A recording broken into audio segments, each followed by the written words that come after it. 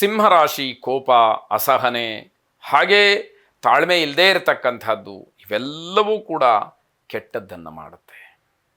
ಇದರ ಅನುಭವ ನಿಮಗಾಗಲೇ ಬೇಕಾದಷ್ಟು ಸರಿ ಆಗಿರುತ್ತೆ. ಆದರೂ ಕೂಡ ಶರೀರದಲ್ಲಿ ಮನಸ್ಸಿನಲ್ಲಿ ಇರತಕ್ಕಂತಹ ಸ್ವಭಾವಗಳು ಯಾವುದೇ ಕಾರಣಕ್ಕೂ ಬಿಡದೇ ಇದ್ದರೆ ತೊಂದರೆಗೆ ಮತ್ತೆ ಮತ್ತೆ ಕಾರಣವಾಗುತ್ತೆ ಎನ್ನುವಂಥದ್ದು. ತಾಯಿಯವರ ಆರೋಗ್ಯದ ಬಗ್ಗೆ ಹೆಚ್ಚು ಗಮನವನ್ನು ಕೊಡಿ. ಹೊಂದಾಣಿಕೆಯನ್ನು ಮಾಡಿಕೊಂಡಾಗ ಮಾತ್ರ ನಿಮ್ಮ ನಿತ್ಯ ಜೀವನದಲ್ಲಿ ಒಳಿತನ್ನು ಕಾಣಲಿಕ್ಕೆ ಅವಕಾಶಗಳು ಇವೆ ಎಂದರ್ಥ. ಉದ್ಯೋಗದಲ್ಲಿ ನಿಮ್ಮ ಗುರಿಯನ್ನು ಸಾಧನೆ ಮಾಡೋದಕ್ಕೆ ಹಲವಾರು ಸವಾಲುಗಳು ಎದುರಾಗುತ್ತೆ. ನಿಮಗಿದೇನು ದೊಡ್ಡದಲ್ಲ, ಅಥವಾ ನಿಮಗಿರತಕ್ಕಂತಹ ಸಾಮರ್ಥ್ಯಕ್ಕೆ ಬರುವಂತಹ ಸವಾಲುಗಳನ್ನು ಎದುರಿಸ್ತಕ್ಕಂತಹ ದೊಡ್ಡ ವಿಚಾರ ಅಲ್ಲ. ಆದರೂ ಸವಾಲುಗಳು ಯಾವುದೇ ಕಾರಣಕ್ಕೂ ಸಮಸ್ಯೆಗಳಾಗಬಾರದು. ಆ ರೀತಿ ಆದಾಗ ಅದು ನಿಮಗೆ ದೊಡ್ಡ ಕಷ್ಟಕ್ಕೆ ಕಾರಣವಾಗುತ್ತೆ. ಮನಸ್ಸನ್ನು ನೀವು ಬೇರೆಯವರ ಜೊತೆಯಲ್ಲಿ ಹೊಂದಾಣಿಕೆ ಮಾಡಿಕೊಳ್ಳೋದ್ರಲ್ಲಿ ವಿಫಲರಾಗ್ತೀರಿ. ಬೇರೆಯವರನ್ನ ಅರ್ಥ ಮಾಡಿಕೊಳ್ಳುವ ವಿಚಾರದಲ್ಲಿ ವಿಫಲರಾಗ್ತೀರಿ. ನನ್ನ ಹಾಗೆ ಅವರು ಅನ್ನುವಂತಹ ಭಾವನೆ ನಿಮಗೆ ಆಂತರಿಕವಾಗಿ ಹುಟ್ಟಬೇಕು ಅನ್ನುವಂಥದ್ದು ಅಹಂಭಾವದ ಕಾರಣದಿಂದ ಒಂದಷ್ಟು ಸಮಸ್ಯೆಗಳು ನಿಮಗೆ ಎದುರಾಗ್ತಕ್ಕಂಥದ್ದಾಗುತ್ತೆ. ನಾನೇ ಅನ್ನುವಂಥದ್ದು ನಿಮ್ಮನ್ನು ಎಲ್ಲೂ ಕೂಡ ಗೌರವಕ್ಕೆ ಭಾಜನರಾಗೋದಕ್ಕೆ ಬಿಡುವುದಿಲ್ಲ ಅನ್ನುವಂಥದ್ದನ್ನು ತಿಳಿಬೇಕು. ವೈವಾಹಿಕ ವಿಚಾರದಲ್ಲಿ ವ್ಯತ್ಯಾಸಗಳಾಗುವಂಥದ್ದು, ಗೊಂದಲ, ಗಲಾಟೆ, ಜಗಳ ಇವೆಲ್ಲವುದಕ್ಕೂ ಕಾರಣವಾಗುತ್ತೆ. ಗಮನಿಸ್ಕೊಳ್ಬೇಕು. ಶ್ರೀ ಸೂಕ್ತ ಮಂತ್ರವನ್ನು ಶ್ರವಣ ಮಾಡಿ. ಶುಭವಾಗಿ. ಕನ್ಯಾ ರಾಶಿ ಮಾತೆಯರಿಗೆ ಆರೋಗ್ಯದಲ್ಲಿ ವ್ಯತ್ಯಾಸ. ಎಚ್ಚರಿಕೆಯನ್ನು ನೀವು ಅಲ್ಲಿ ಸರಿಯಾದಂತಹ ರೀತಿಯಲ್ಲಿ ಗಮನಿಸಿಕೊಂಡು ಎಚ್ಚರಿಕೆಯಿಂದ ನಿಮ್ಮ ಶರೀರವನ್ನು ನೀವು ಕಾಪಾಡಿಕೊಳ್ಬೇಕು.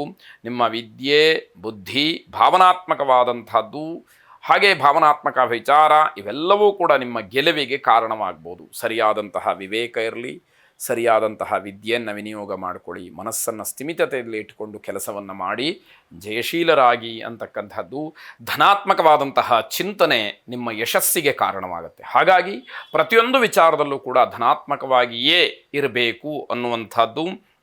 ನಿಮ್ಮ ವೃತ್ತಿಯಲ್ಲಿ ಸಣ್ಣ ಪುಟ್ಟ ಕಿರಿಕಿರಿ, ಅಡ್ಡಿ, ಆತಂಕ, ತೊಂದರೆಗಳು ಇದ್ದೇ ಇರುತ್ತೆ.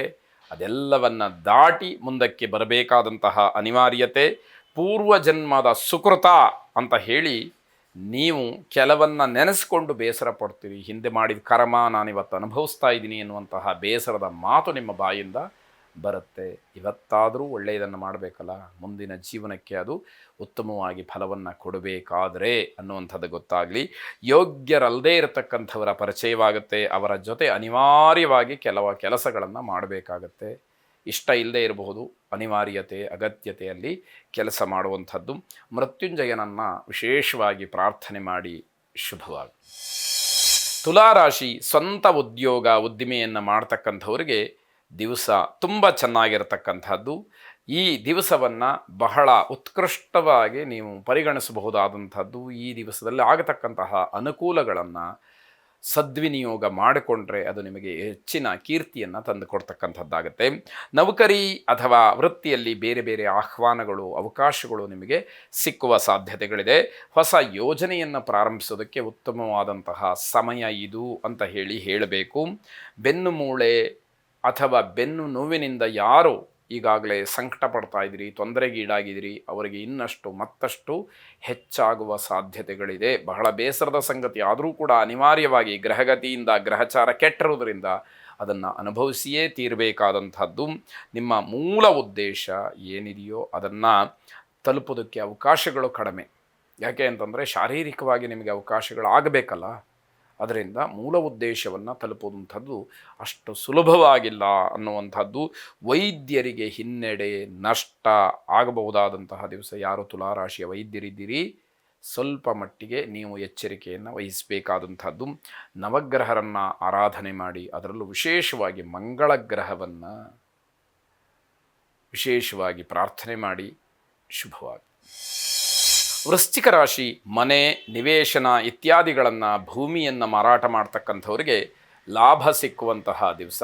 ನಿಮ್ಮ ರಾಶಿಗೆ ಅಧಿಪತಿ ಕುಜನ ಬಲ ನಿಮಗೆ ವಿಶೇಷವಾಗಿ ಸಿಕ್ಕುವಂಥದ್ದಿರಬಹುದು. ಕುಟುಂಬದವರ ವಿಶ್ವಾಸವನ್ನು ಚೆನ್ನಾಗಿಟ್ಟುಕೊಳ್ಬೇಕು. ಇಲ್ಲದೇ ಇದ್ದರೆ ವ್ಯವಹಾರ ಸುಗಮವಾಗಿರುವುದಿಲ್ಲ. ಮನೆಯವರಿಂದಲೇ ವ್ಯವಹಾರಕ್ಕೆ ಅಡ್ಡಿಗಳು ಆಗುವಂತಹ ಸಾಧ್ಯತೆ, ಆ ಸೂಚನೆಗಳು ವಿಶೇಷವಾಗಿದೆ. ಹಾಗಾಗಿ ಯಾರನ್ನ ಯಾವ ರೀತಿಯಲ್ಲಿ ಒಲಿಸ್ಕೊಳ್ಬೇಕು, ಯಾರ ಮನಸ್ಸನ್ನು ಗೆಲ್ಲಬೇಕು ಅನ್ನುವಂಥದ್ದು ನಿಮಗೆ ಗೊತ್ತಿರಬೇಕಾಗತ್ತೆ. ಮನೆ ಮತ್ತು ನಿವೇಶನವನ್ನು ನೀವೇನಾದರೂ ಖರೀದಿ ಮಾಡಿದರೆ ನಷ್ಟ ಆಗುತ್ತೆ. ಮಾರಾಟ ಮಾಡೋದಕ್ಕೆ ಲಾಭ ಇದೆ, ಮಾರಾಟ ಮಾಡೋದಕ್ಕೆ ಒಳ್ಳೆ ಅವಕಾಶಗಳಿರುತ್ತೆ. ಖರೀದಿ ಮಾಡುವ ಮನಸ್ಸು ಬಂದರೆ ಅದು ನಿಮಗೆ ನಷ್ಟಕ್ಕೆ ಕಾರಣವಾಗುತ್ತೆ. ಒಂದಕ್ಕೆ ಹೆಚ್ಚು ದುಡ್ಡನ್ನು ಕೊಟ್ಟು ಖರೀದಿ ಮಾಡಬೇಕಾದಂತಹ ಪ್ರಸಂಗಗಳು ಏರ್ಪಾಟಾಗಬಹುದು. ಪಿತ್ರಾರ್ಜಿತವಾದಂತಹ ಆಸ್ತಿಯ ವಿಚಾರದಲ್ಲಿ ಗೊಂದಲಕ್ಕೆ ಅವಕಾಶಗಳಿದೆ.